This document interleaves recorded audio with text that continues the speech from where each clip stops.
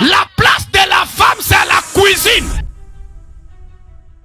Deux fois, avez-vous déjà entendu cette phrase de la part de certains plaisantins? Peut-être vous-même l'avez-vous déjà prononcée. Et le 8 mars 2019, alors que le monde entier célèbre la journée internationale des droits de la femme, quelque chose d'inattendu va se produire. Un tweet fait soudainement vibrer des millions de téléphones à travers le monde. Son auteur, c'est ni plus ni moins qu'un ancien président des États-Unis. Ce qui rend ce tweet unique, c'est qu'il cite le nom d'une jeune femme africaine de 32 ans. Et il affirme qu'elle aide la prochaine génération de femmes dirigeantes en Afrique à s'élever. C'est incroyable, non? Je sais pas si vous ressentez cette chair de poule, ce frisson, mais moi je le ressens clairement. Parce que imaginez-vous que Barack Obama en personne va mettre en lumière une parfaite inconnue de 32 ans née en Afrique. Vous vous demandez sûrement, mais qui est donc cette femme capable d'impressionner l'ex-président américain au point qu'il parle d'elle publiquement? Cette femme, c'est Sephora Kodjo. Et ce qu'elle a découvert va ébranler tout ce que vous croyez savoir sur les femmes africaines.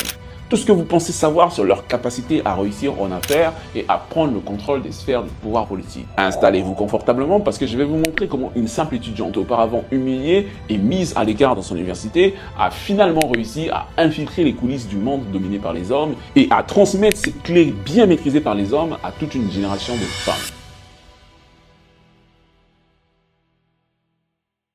Pour comprendre comment Sephora Kodjo a impressionné Barack Obama, on va remonter en 2010. À l'université d'Abidjan, une jeune fille de 18 ans se présente à l'élection pour devenir présidente du bureau des étudiants. Dans l'histoire de cette université, aucune femme n'a jamais osé postuler à ce poste. Elle débarque sur le podium avec ses idées, sa stratégie et sa conviction. Les réactions fusent entre ricanements, moqueries et regards condescendants. Je raconte toujours la petite histoire où je voulais être présidente du bureau des étudiants et qu'on me disait il n'y a jamais eu de femme présidente ici. Qu'est-ce que celle-là elle raconte? Un étudiant devant tout l'amphithéâtre lui balance avec arrogance: qu'est-ce qu'il y a? Tu viens apporter le café ou quoi? Ce jour-là, toute la salle a éclaté de rire. Cette nuit-là, Sephora rentre chez elle complètement humiliée. Mais elle n'est pas brisée pour autant. Au lieu de se plaindre de l'injustice qu'elle a subie en tant que femme, elle fait quelque chose d'inattendu. Elle étudie le système. Elle analyse pourquoi les hommes gagnent toujours ces élections. Elle décortique leurs stratégies, leurs alliances, leur façon de communiquer. Elle comprend que le pouvoir ne se prend pas forcément avec de bonnes intentions, il se prend avec une bonne méthode. Et voici la première leçon de cette histoire: face au rejet, vous avez toujours deux choix.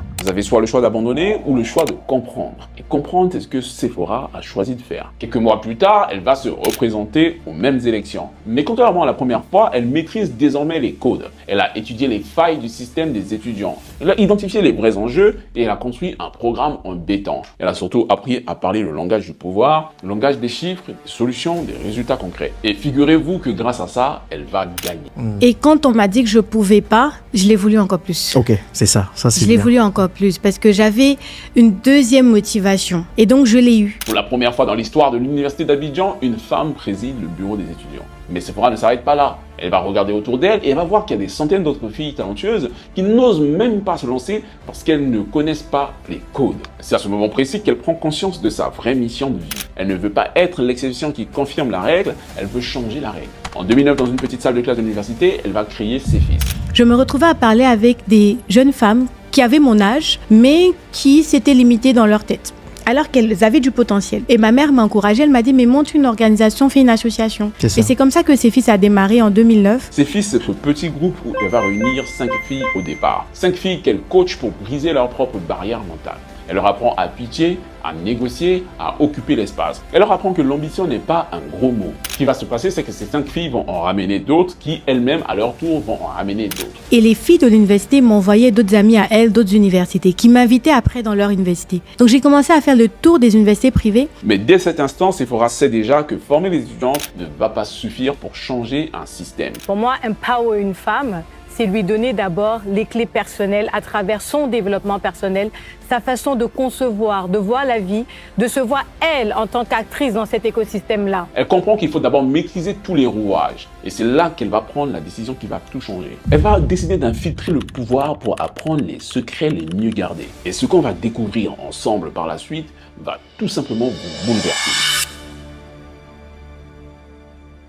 Nous sommes en 2013 et Sephora vient de décrocher son bachelor en business administration à l'université d'Abidjan. Elle a 21 ans et un plan bien ficelé en tête. Son plan, c'est celui d'infiltrer la machine gouvernementale pour en apprendre les codes. Au début, elle est embauchée comme une chargée d'études au cabinet du ministère de la Jeunesse. Pour ses parents, c'est vraiment une vraie réussite. Mais pour Sephora, ce n'est plus ou moins qu'une mission d'espionnage stratégique. Très vite, Elle décode les mécanismes. Elle comprend comment les décisions se prennent vraiment. Elle comprend ce qui compte et ce qui ne compte pas. Elle découvre que le pouvoir n'a rien à voir avec les organigrammes officiels. Son talent pour la communication va rapidement la propulser. Imaginez-vous qu'en 2016, à seulement 24 ans, elle va devenir la directrice du bureau de porte-parole du gouvernement au ministère de la Communication et des Médias. Avec ce nouveau poste, elle organise les points de presse gouvernementaux. Elle rédige les communiqués officiels. Elle navigue entre les égos ministériels. Chaque jour, elle apprend. Elle apprend comment on influence l'opinion publique, comment on accélère des projets prioritaires, comment on écarte subtilement les femmes des vraies négociations. Et voici une leçon cruciale de son parcours. Sephora ne combat pas les codes du système de l'extérieur, elle l'étudie de l'intérieur. Elle comprend que pour battre un adversaire, il faut d'abord connaître ses règles. Donc j'ai un grand puzzle en face de moi sur beaucoup de chantiers qui sont différents, mais qui arrivent à rejoindre ma vision et mes ambitions futures.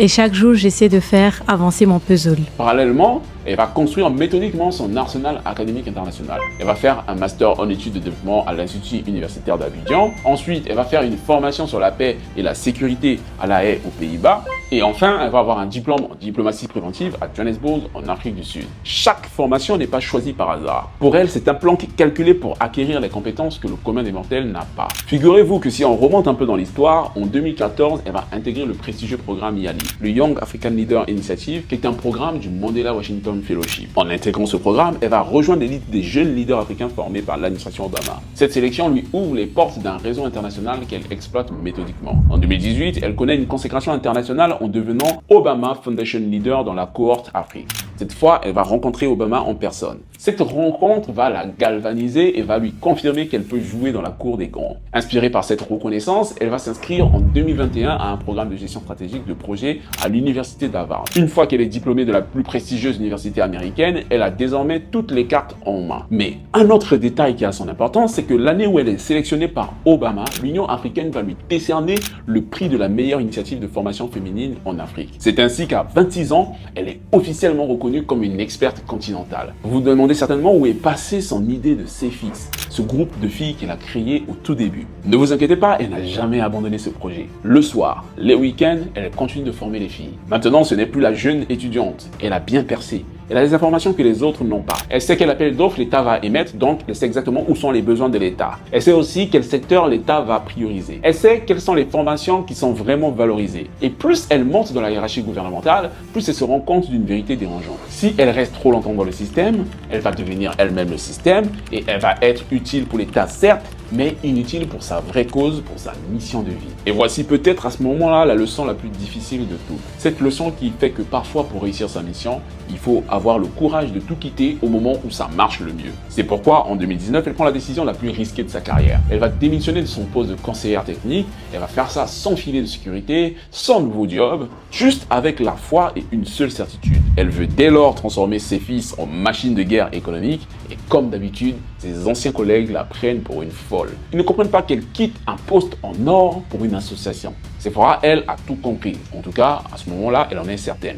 Elle ne veut plus être une femme de pouvoir isolée dans un système d'hommes, elle veut créer ses propres élites. Elle a un plan d'évasion bien ficelé, il est déjà prêt et c'est ce qu'on va découvrir tout de suite. Donc, comme on l'a dit précédemment, Sephora Kodjo claque la porte du gouvernement avec une stratégie militaire en tête. Elle ne va pas créer une ONG de plus, elle va construire une université parallèle de l'élite féminine africaine. Elle lance la professionnalisation totale comme son premier mouvement. Ses fils passent ainsi du statut d'association d'étudiantes à celui de fondation structurée. Elle recrute une équipe de 17 personnes à temps plein, elle va lever des fonds auprès de la coopération allemande appelée le GIZ, de la BAD et des Cobanques. Mais surtout, elle va révolutionner son modèle de formation en impliquant une philosophie implacable. Le premier investisseur dans votre projet, c'est vous-même. C'est que le premier investisseur dans votre projet, c'est vous-même. Oui, c'est ça. Et c'est ce qu'on leur fait comprendre. C'est que prouve-moi pourquoi je dois t'accompagner.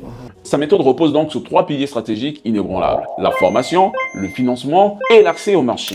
Alors, ce que nous faisons, c'est 3 choses. On fait tout ce qui est assistance technique, on fait tout ce qui est accès au financement et là, on a vraiment réussi à exploser des plafonds de verre. Et puis, sur l'accès au marché, qui est notre dernier sujet, on fait rentrer des produits dans la grande surface. Le programme African Women for the Future devient son arme de destruction massive. En 3 éditions, plus de 156 PME féminines sont transformées de fond en comble. Mais ce ne sont pas des formations classiques. Sephora reproduit les codes des grandes écoles de commerce. Cas pratique. mise en situation, réseau d'alumni, mentorat individualisé. Elle transforme des vendeuses de légumes en exportatrices de produits bio. Des étudiantes perdues en créatrices de start-up. Femmes oubliées en influenceuses économiques. Le secret de Sephora, c'est qu'elles ne vendent pas de rêve, elles vendent la méthode qui pour le coup marche. Elle martèle sans cesse que l'excellence, c'est sur les détails que ça se joue. Elle n'est ni dans la victimisation, ni dans l'assistanat. Sa méthode est basée sur la rigueur, l'excellence et les résultats. Prenez l'exemple de Mankou Ouattara Fatoumata. C'est une jeune femme venue de zone rurale, spécialisée dans le maraîchage avec sa famille. Je suis Fatoumata Ouattara. Je suis titulaire d'un master en communication pour le développement et actuellement en année de thèse. J'ai été sélectionnée pour la 3e édition de AWF. Elle va finir première du programme devant des femmes ayant des niveaux académiques beaucoup plus avancés. Aujourd'hui, elle dirige une coopérative agricole qui exporte vers l'Europe. Ce matin, je vous présente un peu mon activité. Il s'agit de la culture maraîchère. Qu'est-ce qu'il faut entendre par culture maraîchère à mon niveau? C'est la culture de la tomate, du gombo, de l'aubergine, quelquefois du maïs et le piment. Personnellement, je me suis plus organisée à l'agriculture du piment. Le deuxième mouvement de Sephora, c'est l'infiltration financière. Sephora comprend que sans accès au capital, celles qu'elle accompagne resteront dans la précarité. Alors, elle fait quelque chose d'inédit. Elle devient lobbyiste financier. En août 2021, elle signe avec Ecobank un accord historique portant sur 1 milliard de francs CFA en ligne de crédit dédié exclusivement aux anciennes participantes du programme CEFIS. Une première en Côte d'Ivoire. Au total, elle va mobiliser près de 3 millions d'euros de financement pour ce réseau. Suite à cela, les femmes entrepreneurs qu'elle accompagne ne mendient plus des microcrédits. Elle négocie pour elles des prêts de 10, 20, parfois 50 millions de francs CFA. Ce qui fait qu'en tout, plus de 340 entreprises accompagnées par Sephora vont créer plus de 542 emplois directs. Je ne sais pas si vous vous imaginez des entreprises créées par des femmes qui commencent à employer des Ivoiriens. Ainsi, ces femmes accompagnées deviennent des patronnes en bonne et due forme qui embauchent. Le troisième mouvement de Sephora, c'est l'expansion continentale et la reconnaissance internationale. CEFIS va ouvrir des antennes au Togo, au Sénégal, au Burkina Faso, en Mauritanie. Alors oui, nous travaillons aussi au Sénégal et en ce moment même, nous avons aussi un programme qui commence avec 30 entreprises que nous allons accompagner. Et sur le Togo aussi, nous y sommes avec l'accès au financement. Et donc, vous en parliez, les différentes lignes de crédit que nous avons faites avec les institutions financières. Sephora ne forme plus seulement les Ivoiriennes, elle forme une génération panafricaine.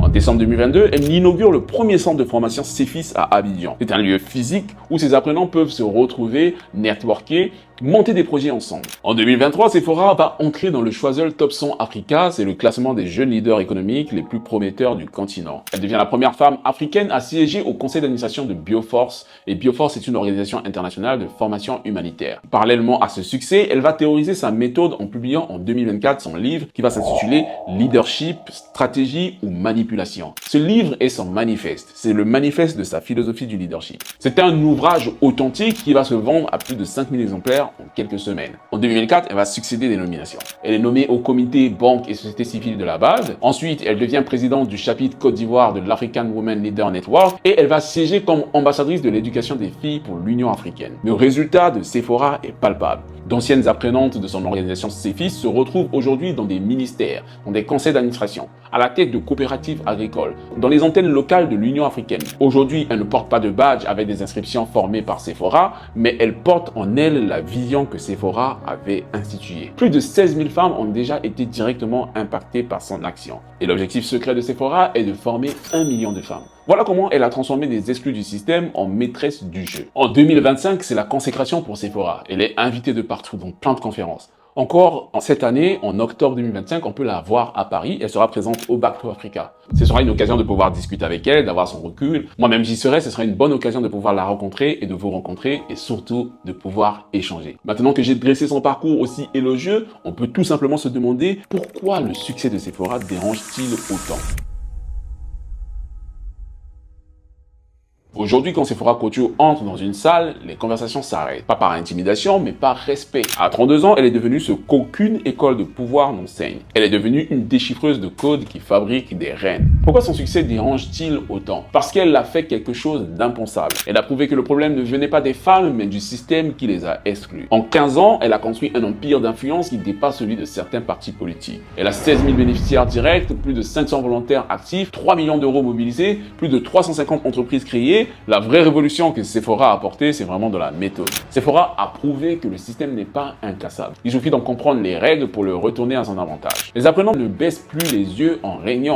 Elles n'acceptent plus les salaires de misère. Elles ne demandent plus la permission pour exister économiquement. En mai 2005, lors du sommet de l'African Women Leader Network à Abidjan, elle prend la parole devant un parterre de ministres et de dirigeantes d'entreprises. Elle dit que les jeunes femmes africaines ont tout en elles-mêmes pour se développer, qu'elles découvrent leurs capacités et croient en elles. Elle reçoit ainsi un standing ovation. Mais Sephora sait que les applaudissements ne changent rien. Ce qui change les choses, ce sont les actions qu'on pose chaque jour de manière méthodique, rigoureuse et stratégique. Ces anciennes élèves sont en train de conquérir les secteurs stratégiques, agriculture, énergie, finance, éducation, santé, et demain, elles seront peut-être ministres, PDG, chefs d'État et de gouvernement, on ne sait pas. Mais je ne peux pas conclure cette vidéo sans vous révéler quelque chose. Je ne sais pas si vous l'avez noté, mais Sephora Kodjo n'a pas le profil comme les autres personnes que nous avons étudiées sur cette chaîne. La plupart des personnes qu'on a vues sur cette chaîne qui ont eu un grand succès ont d'abord réussi à l'étranger avant de faire leur Back to Africa. Mais Sephora, elle a étudié, elle a grandi et elle a combattu depuis le continent tout en allant chercher les outils internationaux pour renforcer sa stratégie. Mais elle a compris quelque chose, que pour transformer l'Afrique, il ne suffit pas d'y rester. Il faut s'armer. Et parfois, cela veut dire aller chercher les meilleures méthodes ailleurs. Harvard, Obama Foundation, Mandela Washington Fellowship, autant d'armes qu'elle est allée collecter à l'international pour mieux mener sa guerre depuis l'Afrique contre l'exclusion, les plafonds de verre et la médiocrité qu'on impose souvent aux femmes. Et vous savez quoi ? Le plus beau dans cette histoire, c'est que pour Sephora, ce n'est que le début d'une ascension encore plus fulgurante. Si vous avez aimé cette vidéo, n'hésitez pas à vous abonner. Vous êtes toujours plus de 80% des personnes qui regardent ma chaîne qui n'êtes pas abonnées. Et croyez-moi, c'est un scandale. Parce que en faisant ça, vous empêchez YouTube de montrer ce genre de vidéos, déjà à vous-même, mais à beaucoup plus de personnes qui pourraient être touchées par le message. N'hésitez pas à partager avec moi en commentaire ce que vous pensez du combat de Sephora. Laissez un like, partagez la vidéo à tous vos amis. Et si le type de vidéo que je fais sur ma chaîne vous intéresse, je vous laisse avec cette prochaine vidéo qui est une vidéo où je décris encore le process de Back to Africa qu'un autre personnage très intéressant a suivi et quels sont les problèmes auxquels il a fait face et comment il s'en est en sorti. Je te laisse avec cette prochaine vidéo et je te dis à la prochaine ou à tout de suite. Tchuss.